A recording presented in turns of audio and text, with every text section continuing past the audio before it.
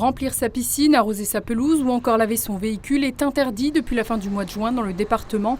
L'actualité en bref de ce jeudi, c'est tout d'abord cette réunion cet après-midi en préfecture permettant aux acteurs du territoire de faire le point sur les 3 bassins et le niveau des cours d'eau. La situation est délicate mais pour l'heure moins critique que l'an passé à la même époque. Dans certaines communes, des restrictions ont été prises très tôt pour éviter de revivre les mésaventures de l'été dernier. Gérard May avait notamment dû pomper l'eau du lac pour approvisionner son réseau d'eau publique. Il n'en est pas question pour le moment. En revanche, sans précipitation dans les jours à venir, le niveau d'alerte renforcé pourrait être déclenché dans certains secteurs.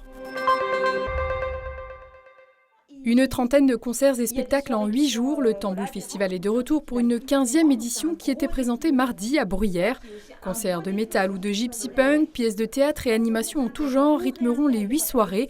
Dans des communes du secteur, un budget en hausse cette année, 75 000 € et 200 bénévoles mobilisés pour ce temps fort culturel en milieu rural. En 2022, le festival avait rassemblé pas moins de 7 000 spectateurs. Premier rendez-vous le mercredi 26 juillet à 19 h à Axamontaru.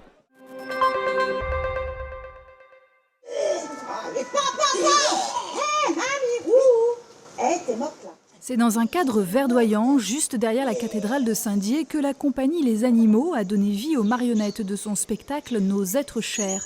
Une représentation à destination du jeune public qui parle avec émotion du décès d'une mamie. Le programme estival L'été en grand, c'est pour cette édition plus de 300 rendez-vous qui s'installent un peu partout en ville pour attirer tous les publics à ces animations variées. Quant au prochain spectacle professionnel, il aura lieu le mardi 25 juillet. Le conte chorégraphique Encore une histoire aura lieu cette fois à l'école Jacques Prévert dans un quartier prioritaire. La collection de mouchoirs de papier eugène.